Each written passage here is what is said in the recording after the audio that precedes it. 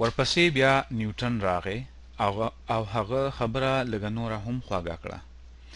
نیوټن دا پوښتنه وکړه چې کله یو څیز په نیغه لاره او یو ځانګړي رفتار سره نه ځي نو په څه وجه؟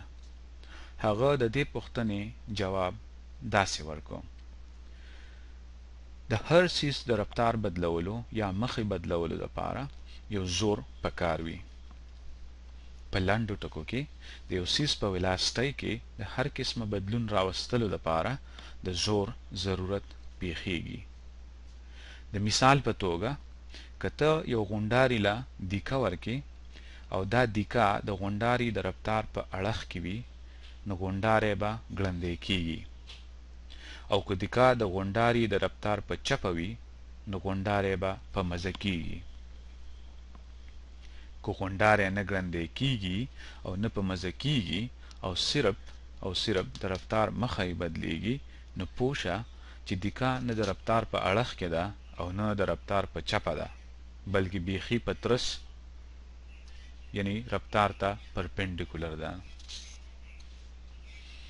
د دې زور کچمیچ د دوو څیزونو د ضرب نه راوځي، یعنی د ملټیپلیکیشن نه راوځي. یو دا چې په رفتار کې د وخت په یو وړه شیبه کې څومره بدلون راغلی دی دغې ته اکسلریشن وایي، او دویم دا چې د غونډاري ماس څومره دی. نو د ماس او د اکسلریشن د ملټیپلیکیشن نه یا د ضرب نه دغه زور یا دغه دیکه جوړیږي. د دې نه نیوټن ته پته ولګېده چې یو سیاره د لمر نه چاپیره ولې چورلي. راځئ چې د دې خبرو په رڼا کې په دې ځان پوهه کړو.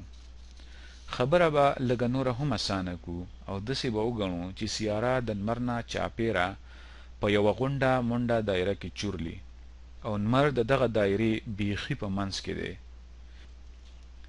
په دې انځور کې تاسو ګورئ چې د سیارې د رفتار مخه هر وخت بدلیږي او دا کار د زور نه بغیر نه کیږي، نو زور شتون لري.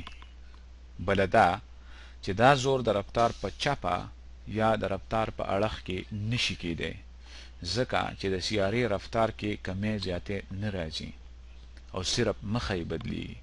د دې نه نیوټن ته اندازه وشوه چې دا زور په سیاره باندې لمر لګوي او خپل ځان پلو یې لګوي، یعنی لمر دا سیاره ځان پلو راکاږي.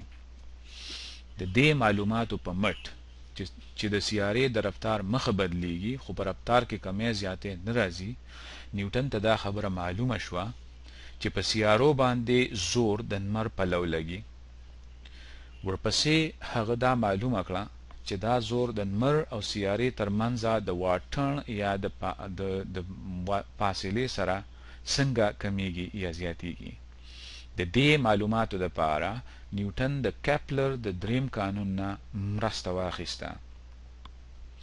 د کپلر دریم قانون دا ویلي چې د لمر نه چاپیره د سیارې په یو چورلک کې د لګیدونکي وخت او د سیارې د مدار په کچه کې یو ځانګړی تړون دی.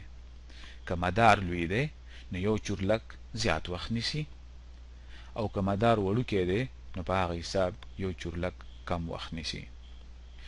د دې ځانګړي تړون نه نیوټن پوه شو چې د لمر او سیارې ترمنځ دا زور د لمر او د سیارې ترمنځ د واټن یا فاصلې د دویم طاقت په اپوټه بدلیږي. په حسابي بڼه هغه دې قانون ته ورسېده. د کپلر د دوو قانونونو په مټ نیوټن د لمر او سیارې ترمنځ د زور پته ولګوله. اوس به تاسو دا وایئ چې څه توره وکړه، ځکه چې دا خو کپلر پخوا ویلي وو چې سیارې په دایرو کې د لمر نه چاپیره ګرځي، او دا چې د لمر او سیارې ترمنځ واټن د سیارې د یو چورلک په وخت پورې په یو ځانګړې توګه تړلی دی. او نیوټن هم وایي. بس دومره ده چې نیوټن دا خبره کوي چې دا دواړه خبرې ځکه کیږي چې لمر په سیارو باندې خپل ځان پلو یو زور لګوي، نو ځکه سیارې په دایرو کې ګرځي. او بله دا چې دا زور د سیارې او لمر ترمنځه د واټن د دویم طاقت په پوټه بدلیږي، نو ځکه د سیارې د یو چورلک د وخت او د سیارې د مدار د کچې ترمنځ یو ځانګړی تړون دی. نو تاسو به دا وایئ چې کپلر کومې خبرې کړې وي، هماغه خبرې نیوټن بیا په بدله بڼه وکړې. نو نوې خبره پکې څه ده؟ نوې خبره دا ده، د نیوټن په وخت کې دا خبره معلومه وه چې سپوږمۍ هم د مځکې نه چاپېره چورلي. د دې د پاسه دا هم معلومه وه چې د مشتري نومې سیارې نه چاپېره د هغې خپلې سپوږمۍ چورلي. نیوټن د دې نه اندازه ولګوله چې مځکه په سپوږمۍ او مشتري په خپلو سپوږمۍ هماغسې زور لګوي لکه څنګه چې لمر په سیارو لګوي. په هر ورځني ژوند کې هغه لیدل چې د لاسه پریوتي څیزونه ځمکې ته غورځېږي، نو خامخا به مځکه په هر یو څیز زور لګوي. د ځمکې دا زور د پخوا نه د ګریویټیشن په نوم پیژندل کېده. هغه وویل کېدی شي چې کوم زور ځمکه په ځمکني څیزونو لګوي هماغسې زور په سپوږمۍ هم لګوي.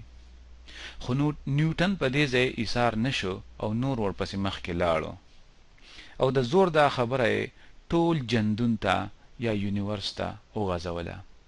هغه وویل چې په جندون کې هر یو څیز هر بل څیز ځان ته راکاږي، او دا زور د دواړو څیزونو ترمنځه د واټن سره بدلیږي، او د دواړو څیزونو د ماسونو سره هم بدلیږي، او دغسې هغه د ګریویټیشن قانون معلوم کو.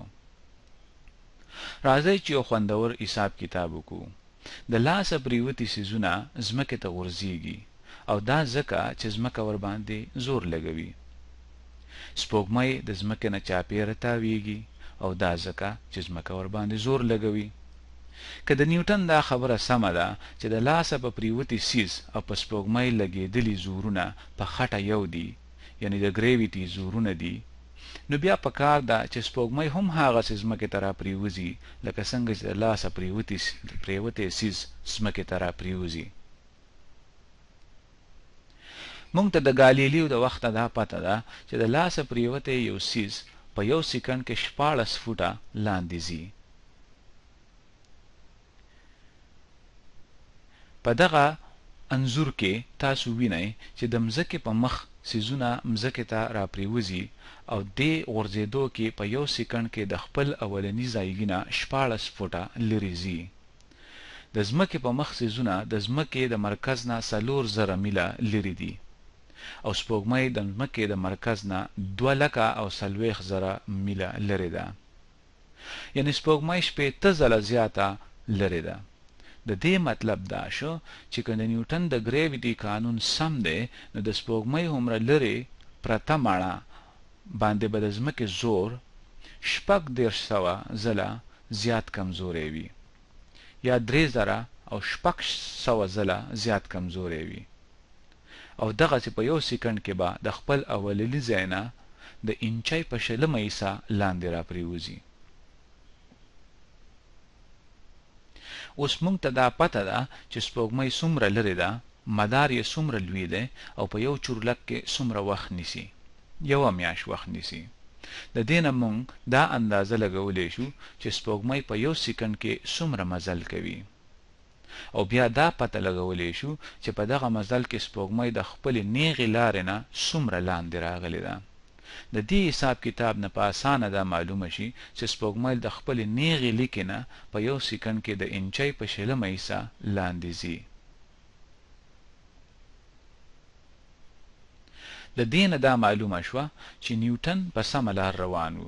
د سپوږمۍ د یو چورلک وخت او د سپوږمۍ د ځمکې نه فاصله د یو داسې پیښې سره وتړل شو چې د ځمکې په مخ کېږي، یعنی د ځمکې په مخ د راپریوتونکو څیزونو پیښه.